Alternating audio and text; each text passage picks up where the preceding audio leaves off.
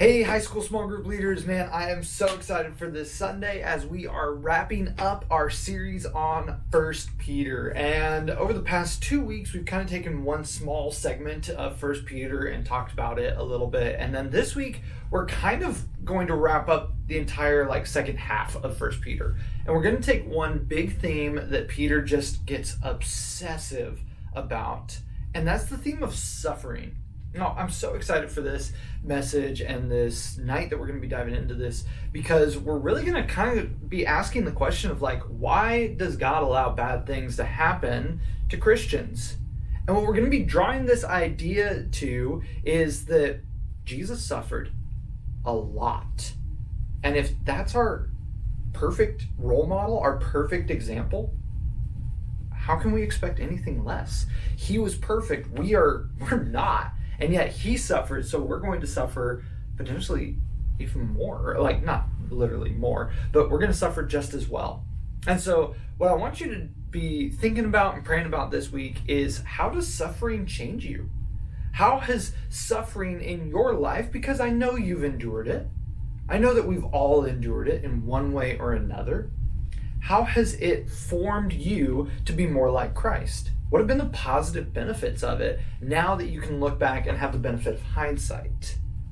I know for me, some of the biggest benefits that I look back on my suffering is that I think it's made me more patient. I think that it has slowed me down in a lot of really positive ways. And I think that those are two qualities that I see in Jesus in the Gospels. I'm not saying that I'm really good at it, but I know that I'm a lot better at it. And so that's my encouragement for this Sunday. This is what we're going to be diving into. I want to give you a little bit of heads up about what's coming down the pipe.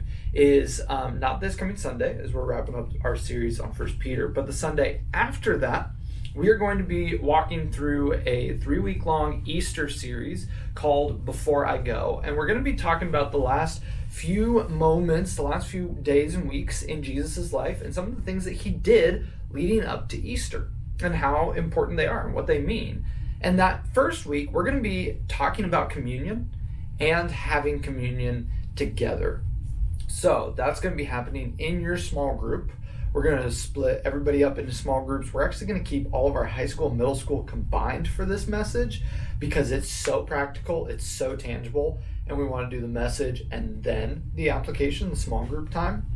So be praying for that. Be praying for how you're going to be leading your small group through that. I'm going to include a lot more stuff in next week's video as we talk through all of that. But that's the thing that's coming up.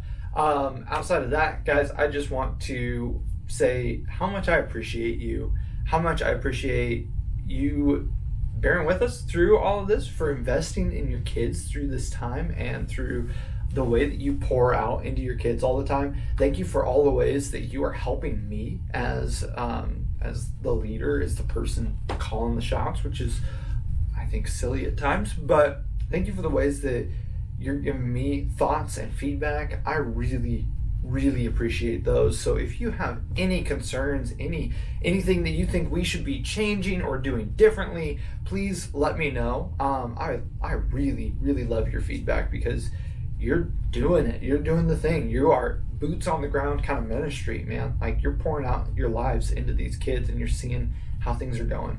So all of that to say, guys, I love getting to serve with you, and I cannot wait to serve with you this Sunday night.